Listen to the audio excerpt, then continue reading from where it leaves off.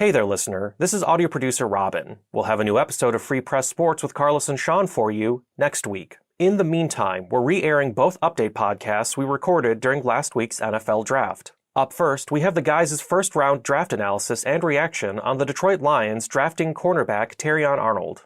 After the break, we'll have for you our NFL Draft wrap-up featuring Lions beat reporter Dave Birkett. As a reminder, you can always find the latest works of Carlos, Shawn, and Dave, plus all the sports news you need to know by visiting freep.com/sports. Hey folks, welcome to Free Press Sports with Carlos and Shawn, to a special Thursday night edition, first round draft edition, record-setting edition in downtown Detroit. Oh my God, Carlos, 275,000 people cram into our beautiful city, and the NFL says it's the most they've ever had for something like this. That's not surprising. It's a Lions town. I mean, look, there are a lot of cities that are football towns. This is obviously one of them, but the Lions coming off the season they have, the Lions fans taking over. Obviously, there were some other fan bases there, but what a scene. And then, I guess, what a night for Brad Holmes again. Can we say that? I mean, we don't know. We won't know until next fall. But he trades up. We had the Lions had the 29th pick. They trade up the 24th pick, give up a third-round pick, gain a seventh-round pick, and take, oh my goodness, Carlos, a cornerback. Terrion Arnold from Alabama. How happy are you? I'm happy I didn't have to give him an F, because I promised him an F if he drafted an interior offensive lineman as a backup in the year that they can go to the Super Bowl. And by the way, we're not downtown. We're in lovely Allen Park in something that looks like an asylum with this padding over here so that Shawn doesn't lose his mind. But Shawn just counted I think you counted all 275,000. How do they know that? That's just ridiculous. There's no way they can know that. It can be 300. It can be 250. How are they going to know? I mean, how do we know how far Saturn is away, right? We're pretty good at science. Exactly. No. Well, that's what this is. You have NASA scientists working on the head count. No, but there are people that are pretty good at this, and they can look and see, and they can gauge. I mean, we're human beings with a fair amount of history now at this point in civilization, and we figured out a few things. You have a lot of trust in the NFL PR department. Look, speaking of civilization and history, there's a movie called History of the World Part 1. It probably doesn't hold up. I'm sure you probably couldn't make it or even play it today. Mel Brooks is in it, but at one point he plays some kind of a royal. He's walking around, and when he needs to use the restroom, somebody calls over and holds a bucket so he can use the restroom. You holding the microphone for me, I think, is a nice symbol of that. I think that's as close awesome. as we can get. As close as we can get. No, I just wanted to thank you for holding the microphone and let me do my thing. Yeah. I mean, that's what friendship's all about. I'm letting you cook the way Brad Holmes is cooking. And, the thing is, I was really happy that they went up 5 spots with the Cowboys, gave up their high third round draft pick, by the way. And now they don't have a third or a fourth as we talk right now. They just have a low second round pick on day 2. So, but, this is the biggest need. This is by far the biggest need. And as much as, Holmes wanted to pretend in his pre-draft, we don't worry about need. It's the best player available, all this stuff. Everybody knew it. I mean, if you watched the Lions last year, and then with the whole Cam Sutton, debacle and stuff, I mean, they needed this. And this guy what were your impressions? My impressions were, I was impressed with how confident he was, well-spoken, clear. He barely turned 21 last month, but he just seems like if you just asked me, if I just, just from this one interview, we had a press conference, on Zoom, 10 minutes or so, he came off way more mature than 21. Yeah, no, there's a maturity factor there for sure. Holmes talked about it, because we just talked to Holmes too. We talked to Deshaun, not Deshaun. Yeah, Deshae Townsend. Sorry. Defensive passing game coordinator, quarterbacks coach, yeah, who talked a little bit about some of the same things. But Brad Holmes mentioned, I'm going to paraphrase here, the line you have to walk with confidence and humility. And he actually used the word, he may have said humble, but he talked about the idea of being talked about the idea of humility. And I think it's really important, because you're right, you're out on an island out there, right? I mean, it's like a pitcher of baseball. It's you and a receiver, and the receiver knows where he's going. You have to figure it out. And if he figures it out before you do, you got to come back to the line of scrimmage and forget about just getting beat and do it all over again. That's where the confidence is crucial. But then also the humility and the humbleness in terms of willing to learn, right? Mm-hmm. And being a team guy. Holmes and Campbell talk about that all the time. Look, every team wants team players in the NFL. the Lions don't have they don't own that idea. But the draft analysis we're talking about when Terry Arnold got selected, that this guy doesn't just love football, he lives football, right? It's one of those things, and that they've made a habit of getting those kind of guys. And did it lead to the NFC Championship game? I don't know how much of that did, but it's not fair for us to sit here and say it had nothing to do with it. Yeah, you know what they have there's a strong idea from Holmes and Campbell of the kind of players they want, and the word grit I think is overused, but they want guys who are tough-minded, who want to keep you don't mind getting knocked down, you don't mind losing a fight here and there as long as you get up. And one of the things that Brad Holmes said to describe Arnold was he kind of just kept saying he's a corner. He's a corner. And that's sometimes in you or it's not in you. And that's the willingness to, the ability to get beat. Because like you said, you're on an island, and to have a short memory and come back and not let it affect you on the next play. And even though he's young, Holmes said he's still developing, he's still learning, he has a way to go. And he admitted that as well, that he still has a ways to go. That's natural. But being willing to do that. Now, you know what? Let's be honest. This was Jeff Okudah too. Everything you would want in a quarterback, the guy who was, played at an elite level in college and was worked really hard. He had some injury issues, whatever, as a pro. But it's a good start with this guy, and I think it should be an upgrade over what they have, or at least it gives them better competition to have better play on the outside, which is what they were sorely lacking on defense last year. No, for sure. There's no guarantee he'll start, right? But they want more competition in the room, and that was really the main point. I mean, obviously they're drafting him at this point with the idea that eventually he will be a starter, whether that's September, December, or next season is sort of beside the point. Well, let me just stop you for a second. You're trading up, you're giving up for a third-round pick, you're starting, and it's your first-round pick. But something would have to go terribly wrong for him not to start, I think. Not necessarily. I mean, Mosley comes back and plays okay. I mean, Carl Davis has got one spot. Meek Robbins is probably a slot guy, right? Mm-hmm. Coming in for the nickel, but then they've got other options with Branch because he can kind of get in there too. Yeah, I mean, you would think so, but I don't know that there's the pressure to have to be the starter. He'll put that on himself, but I don't know that the Lions are going to put that on him. They're going to bring him in the room. They're going to want him to learn and see where it goes. By the way, so I saw him play in person. I saw him play a couple other times. He's a really good player. You mentioned Okudah. I think he's got more wiggle. He's got more turn. I don't know what that means. I'm not a football guy. He's got more turn. He's got more flexibility. All that than Okudah. If you say fluid hips, I'm turning this video off. No, but he can change directions a little bit more, and he's a little bit more of a ball hawk than Okudah. But like Okudah, he's not the fastest guy for a corner. Right. Kenyon Mitchell, 1.5. 40 time in the combine, 13th out of 17 corners at the combine they tested. Yeah, no, that's not the fastest. The cornerback taking a couple of spots ahead of him from Toledo, Kenyon Mitchell, ran, for example, a 4.33. The best cornerback in the league right now, or one of the couple of best, who's also young for the New York Jets, Sauce Gardner, runs about 4.41. He's also 6'2" and big. That's just a different profile. Yeah, that's a little bit of a different profile. But getting back to his personality and combined with the way he plays, he's got a chance to be something. That's for sure. Yeah, and that's what you're drafting right now, is giving yourself the best chance, getting the best player who fits you. And as Holmes said, he fits us, like a glove to a T. You get the sense, with Brian Branch, even with, Ifeatu Melifonwu. Thank you I got that right, by the way, I think. It took a little longer for him, but the same kind of profile. You talk to these guys, we see them in the locker room, we talk to them. There's just this sense about them. Even Jameson Williams, they're not weird. He loves football, but they're not wackos. They're not full of themselves. They're not, prima donnas and stuff, and that's, by the way, I'm not going to get off a tangent, but this is what Matt Patricia also wanted. He wanted team guys who weren't selfish or whatever. He went about it the wrong way of getting that message across and crossing too many, people in the process and doing it my way or the highway.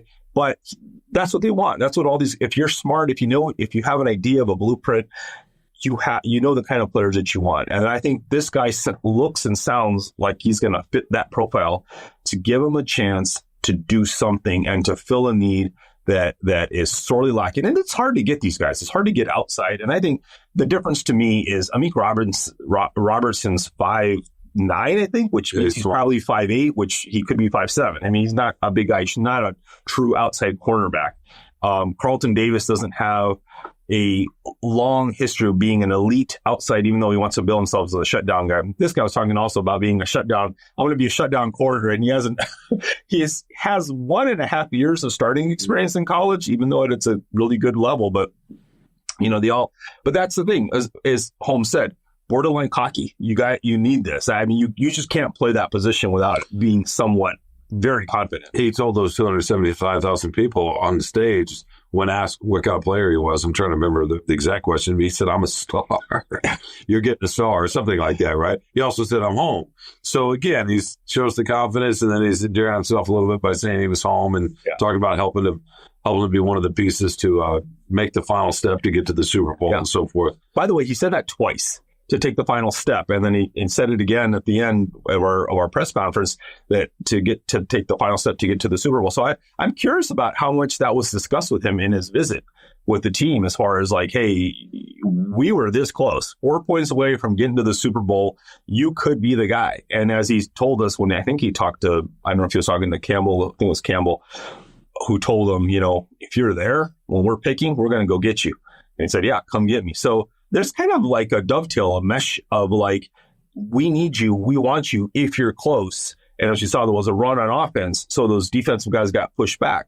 So what does it feel like? If you're Terrion Arnold today, you're the second out of 3 cornerbacks picked in the draft. It's in Detroit. Detroit moves up to get you. It costs them a 3rd-round pick, but you're here in front of 275,000 of your closest and new best friends. Mm-hmm. That has to feel special, something you just cannot replicate the rest of your life. No, I'm sure that felt great. And he met Aaron Glenn, and he met Dan Campbell, as you said. And what is funny, because not funny, but it's interesting when he mentioned his first discussion, the first thing Campbell told him was, "Hey, if we get a chance to coach you, honor to coach you, privilege." You know how Campbell is. He likes to talk. Did he say that? No. But that's how he makes these guys feel. Like, it's an honor for me to coach you. He doesn't have to use that word. He has an ability to make you feel like that without using that word, which is a heck of a skill. But that we can pull more out of you. You have a lot more to give, and you're going to come to the right place, and we're going to help you. Yeah. And that's another thing I think this organization does so well right now. You were talking about grit or whatever earlier in team guys. And you mentioned Matt Patricia, but really what it is they want guys that love football and want to play for you, and you play for me. That's the idea. Mm-hmm. But then they build the culture to make that even more possible. And that's where Patricia failed. We don't want to go down that rabbit hole with him necessarily, but that's the difference. Mm-hmm. He wanted the same kind of guys, but he wasn't willing to say, okay, I'm part of the team in the same way that Campbell and Holmes are doing. And even, frankly, Sheila Hamp, right? So that's the difference. And that was, if you remember, not to go back down the rabbit hole, but that was one of the things, the very first thing that Sheila said was, we want better communication, because it was a very top-heavy managerial style that he and Bob Quinn had. So that is what they've gotten with Brad Holmes and Dan Campbell and Brad Holmes, is they've gotten we're all in this together. Even though we're the bosses, let's help each other. And as you said in your column, I think it ran today, whatever day this is, come here, play well, you get paid, and right. Penei Sewell and Amon-Ra St. Brown, guys like that. They're not going to be able to pay everybody, but obviously some of the key contributors, you're a key contributor, you're going to be rewarded. And that's all these guys want, really. That's true. They want to, the development is a huge part of this. I mean, maybe Penei, and I wrote this too, maybe Penei Sewell, he is so physically gifted. He probably is great wherever he goes. Right. Maybe you could say the same about St. Brown, although St. Brown, Span Johnson, but go ahead. St. Brown says that he feels like he's not so sure he would have been this good if he hadn't. And maybe he's just saying that because he loves this place and he's being romantic about it, and that's fine. But there's probably some truth in there too.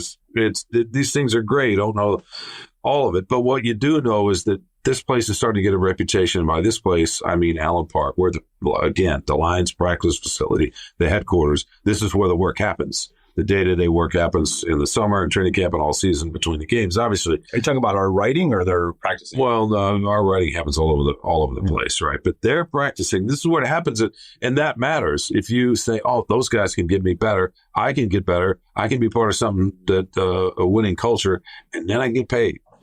That's a pretty powerful perception. That's a pretty powerful thing.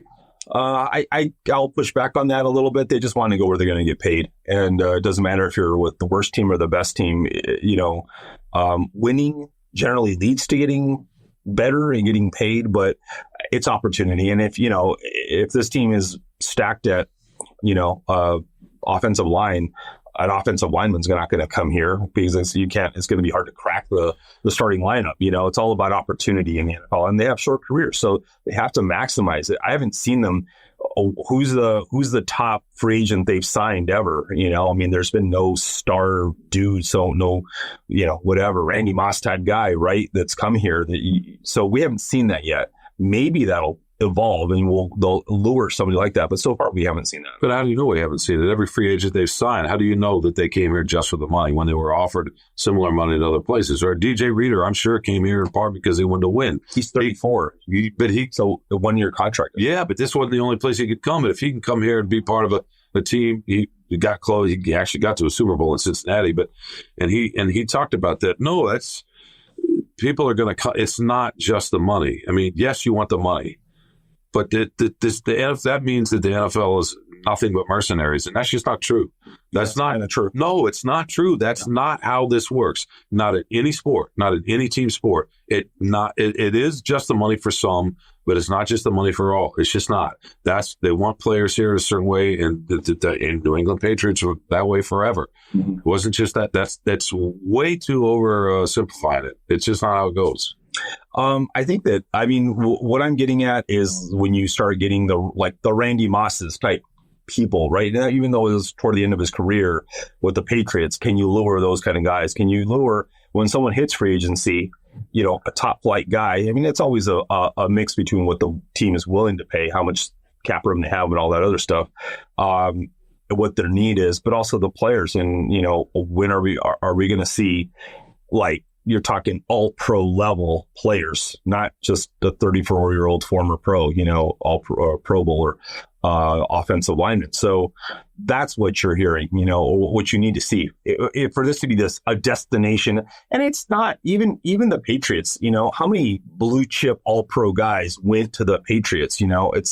They generally did not really pay a lot of free agents. They drafted well. And they found the Wes Walkers of the world, to throw into the slot. And, that's how you actually build a better team probably than going out and chasing a bunch of free agent guys. No, they weren't. It's not about going and getting the most expensive free agent out. It's about finding guys that aren't just playing football for the money, that are playing because they love football as well, because there are plenty of players that do both. That's what the Patriots wanted. I think that's what these guys, most teams want that, right? Sure. It's Steve Kerr, the basketball coach. I heard talking about this recently, the idea that when they were talking about the way they built their basketball organization out in San Francisco, and he used the word mercenary. I thought it was interesting. It's like, yeah, there are a certain percentage of athletes who it's a job, and that's okay. And that's just fine because we all just have to have jobs at some point who can work. But you and I both do something for a living that's not just for the money. We chose this because we wanted to do this. And most of the people in our profession are like that. And we're very lucky for that. Pro sports is the same. I don't know what the ratio is. I don't know what the percentage is. But there are plenty of people who play these games because they love to play these games and they want to be part of winning. And obviously they want to make money too. But it's not just for the money. And I think that's what they're trying to do here. I'm not sure how we got down this rabbit hole, but it is part of the culture here. Yeah, I think all things being equal, the Patriots they used to have under Belichick this really locked down, the Patricia thing, top heavy management style. Would you rather play there or would you rather play somewhere where the Lions here, where it's, hey, we're kind of all in it together. Bring your families in on the plane, whatever. Yeah, exactly. All things being equal, if the contracts are kind of similar, that could be a difference. If you feel more at home, more part of the team, not just a cog, of course, that's preferential. And they say this. I mean, the players do have good reviews of Holmes and Campbell consistently. This guy, Arnold said, about Campbell, he's a good dude, and let's not go down this whole thing, but the big misunderstanding about Campbell is that people, I don't know, like they just think he's Knute Rockne and Hulk Hogan all rolled into one or something, and players want to go through a wall for him. No, he's just fair to them. He just tells them the truth and says, this is what we expect from you. We want you to be committed to your job and to, be mindful, be a good teammate, work hard. We're all pulling in the same direction. And a lot of times in the NFL, especially, guys are lied to. I mean, these teams are terrible at what the players. They play mind games.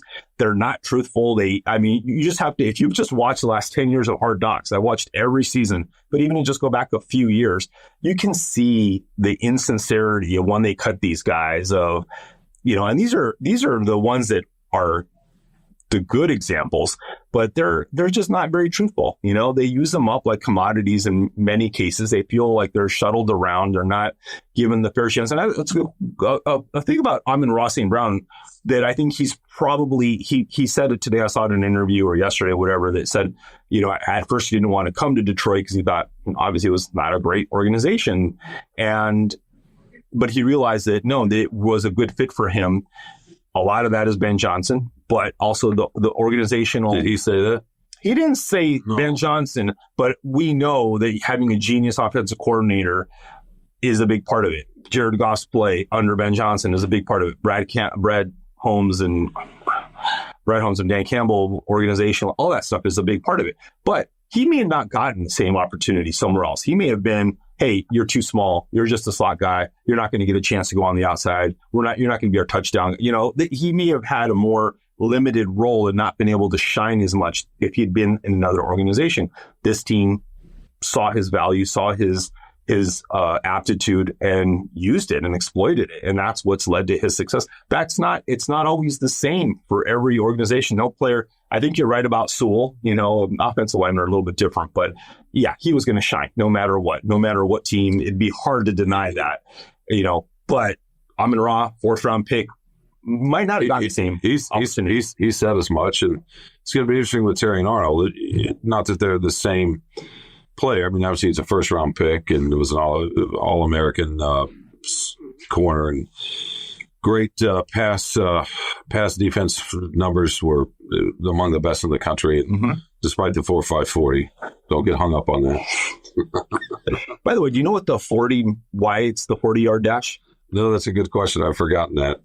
It was the Cowboys with Gil Brandt and Tech Tramp. They basically figured out that it was pretty much the distance of covering a kickoff.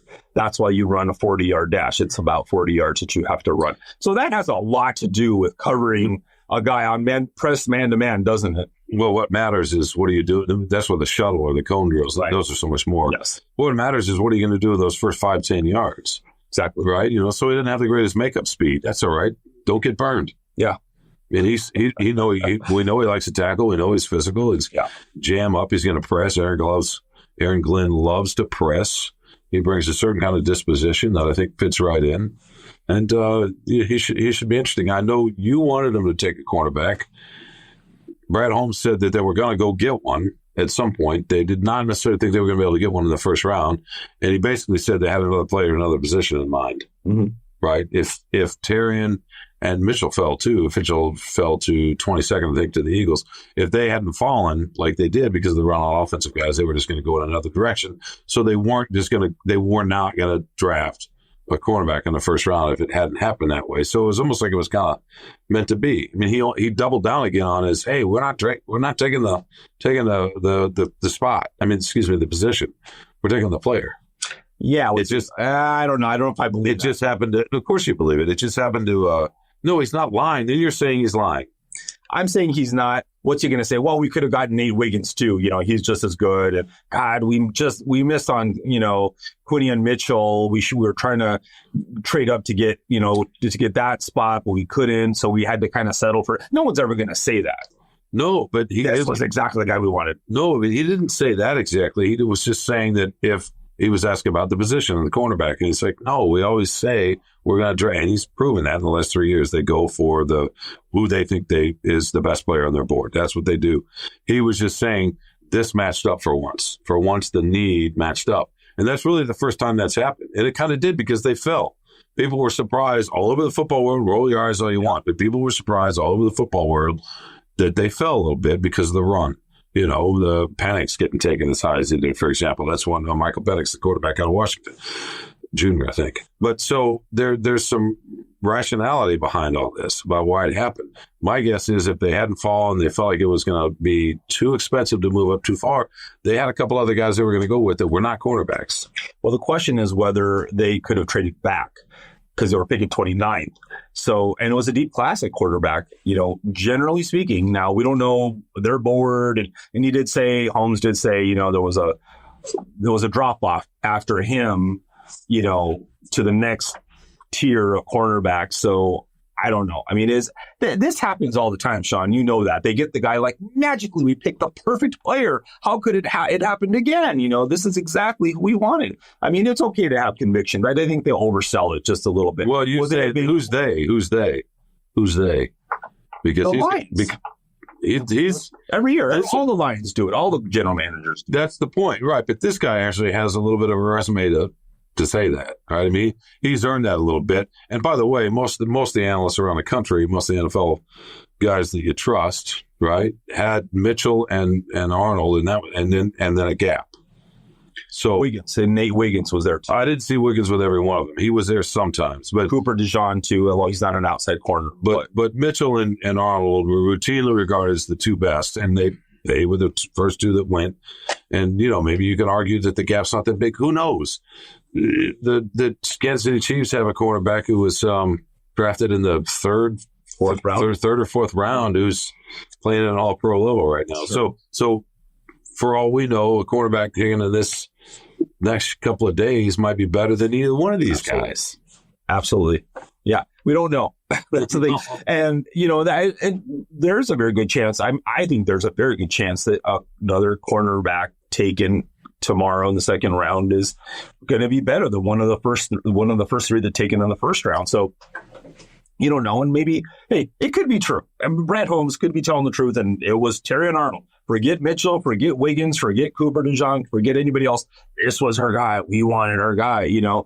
And, you know, that could be true. And maybe, I mean, Mitchell's only taken a few, two picks ahead of him. So maybe they thought, oh, there's going to start being a run on corners. We better go get her guy. And there were only 3 taken, though. So, you know, maybe they could have gotten Darius Robinson, defensive lineman. He was still available. So you don't know. I mean, you have to, you can't control the draft if you're a team. So you got to figure out, you know, who you can trade with, who your partners are, how the board's falling, who's going where, and who's available. But I think it's a very good pick. I mean, we'll have to see, but it's promising. It's promising, and that's about the best you can hope for. I mean, I know Lions fan base was pretty excited tonight, right? Yeah, I mean, the crowd and person sure let him feel the love, and I'm sure that was some kind of sight. My God, you turn around the team you're about to play for, and you see 300,000 people, more or less. Now, again, as we said at the top, I'm sure they're not all Lions fans, but still, that's quite a scene, quite a night. Wow, what a moment. The city looked great on television. We weren't down there, but it looked great for a few hours, and that's kind of cool. Yeah, it's really nice that they're getting, I mean, it's Detroit's gotten rave reviews, you know, across the board for the show they're putting on, for the support. I think they were saying, people say this rivals what I think Nashville did, was the biggest turnout, or most whatever, you know, hearty turnout from fans. You know, and people, it's not a surprise to us, right? Because we live here. We know how sports mad this town is, and how Lions insane it is right now. So, great step for the city. Great step for the Lions. Yeah, good step. Good promising start. And we've got more Friday. They just have one pick, right? The second round pick. And then they'll have, fifth, sixth. Yeah, for now, fifth, sixth, seventh on Saturday. But we will be back. We're going to record at least one more time before this draft's over. But yeah, the big news: make the trade, get the quarterback. You don't have to give anybody an F. So that's always nice. Not yet. Well, yeah, The draft is young. I guess that's true. Oh my goodness.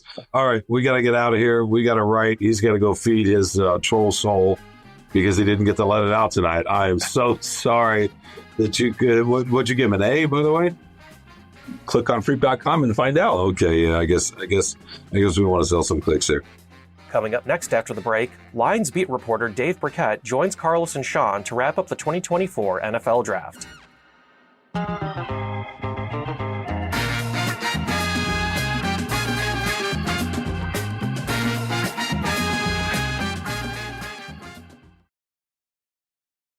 Hey, folks, welcome to Free Press Sports with Carlos and Shawn, post-NFL Draft Edition. As you can see, we've got lime green, the avocado green. It's not quite mint green. Dave Birkett, the one and only Dave Birkett, joining us with several days with the stubble. I got a little stubble. Carlos has a little stubble, but he's the only one that shaved this morning because we've basically been sleeping here, watching the Lions pick, 6 players over 7 rounds, 4 trades, no skill players, 4 defensive guys, 2 off. Oh, Sion Bake? I don't know. Oh, Right? yeah, I guess. He's a safety, right? Who's they're going to flip into a running back. Anyway, yeah, 4 defensive guys, 2 offensive guys. What did you guys make? Carl's has been giving out grades the whole weekend. He can tell us about that. We'll start with you. Should I defer to the grade? No? Okay. Honored guest. Yeah, honored guest. I'm Go thinking ahead. that. Yeah.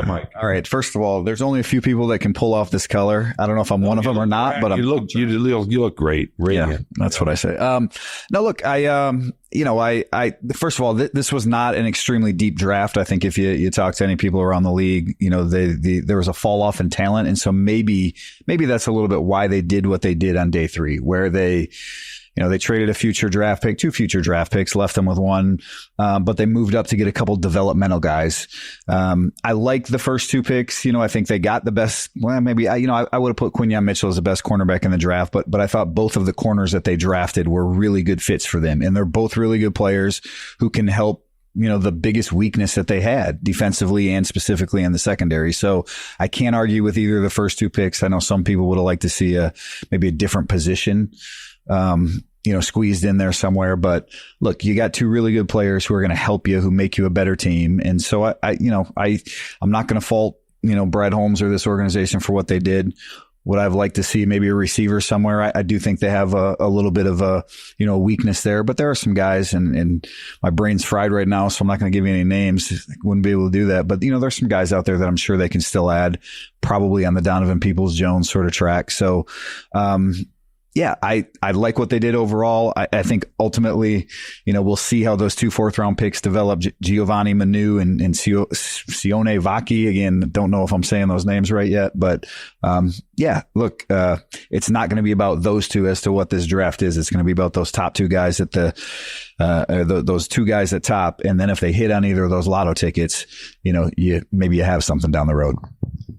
Yeah, I mean, I agree with you here, and I liked his aggressiveness. He always traded up to find guys, and obviously, he put everything on the table before the draft, right? Saying he would be willing to trade out of the first round, even with it, right downtown with, a few 100,000 people watching and waiting for the Lions pick. So, but it was a glaring need. The cornerback situation is not great. And hopefully this addresses that and makes it better.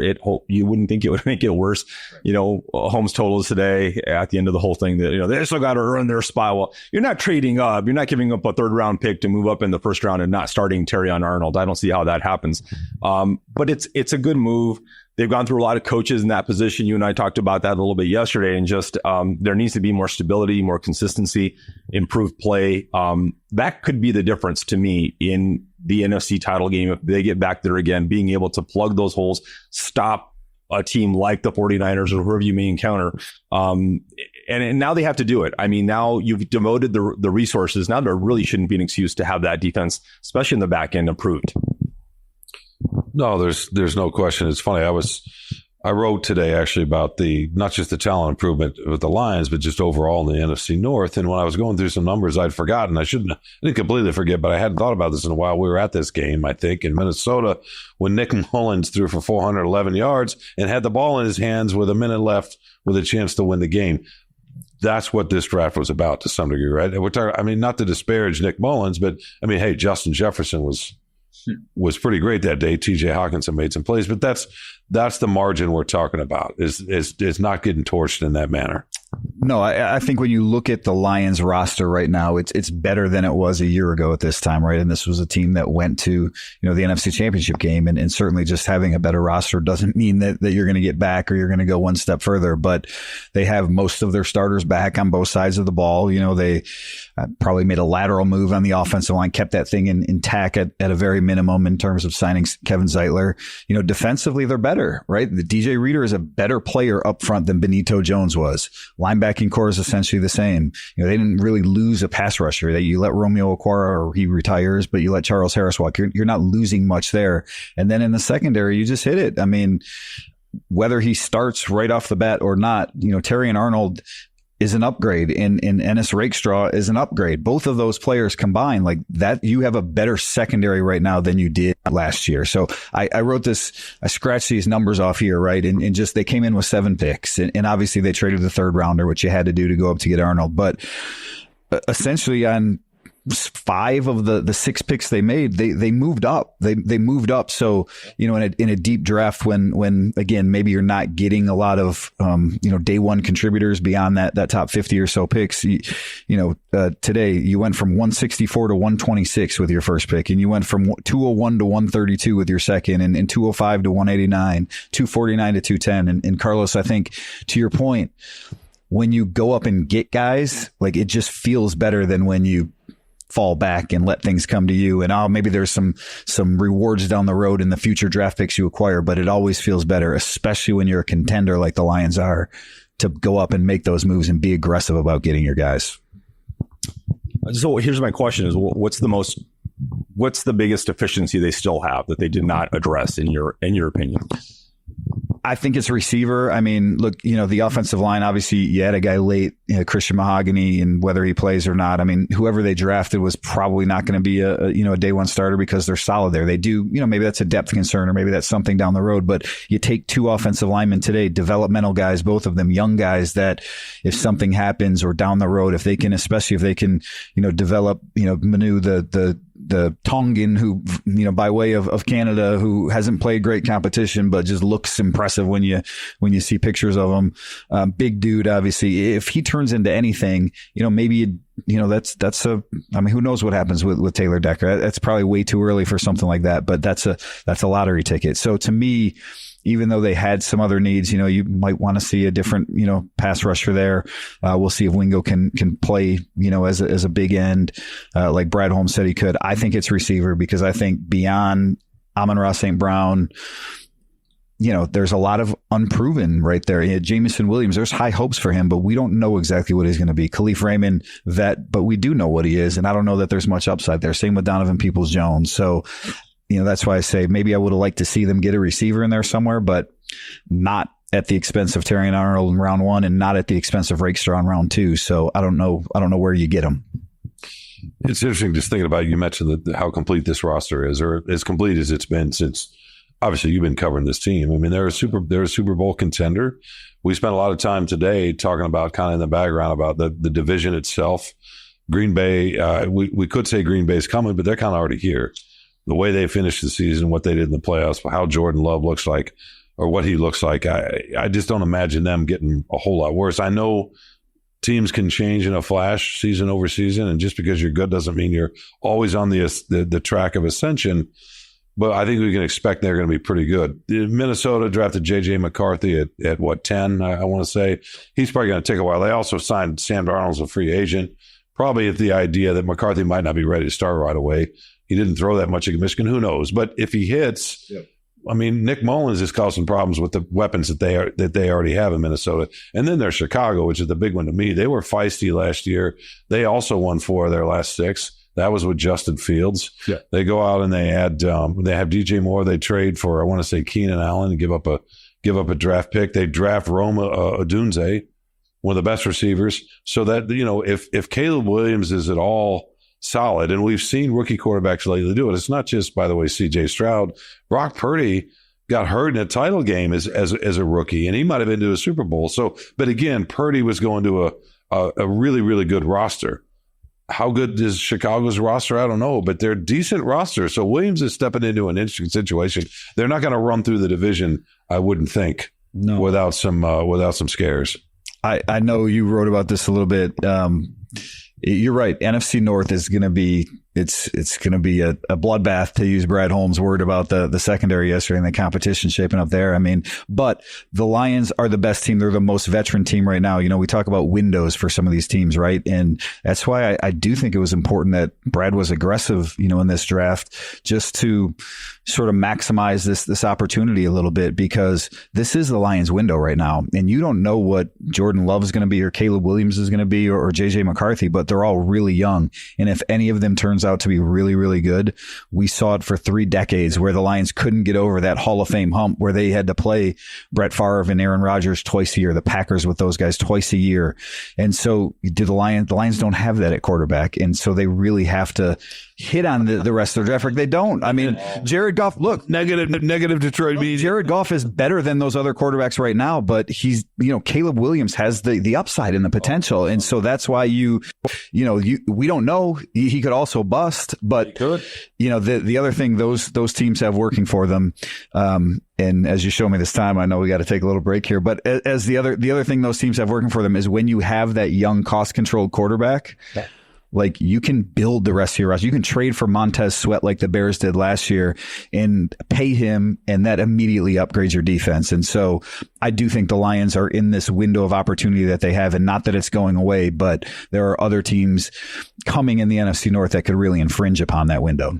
We don't have to take a break, but we are going to wrap up. But before we do, I want to get, that's all right. I want to get Carlos's, just your overall thoughts on how this went down and kind of what you expect this fall. Look, I get it. The games comes down to the fourth quarter. You're going to catch a pass or not. You're going to hit the crossbar or not, whatever.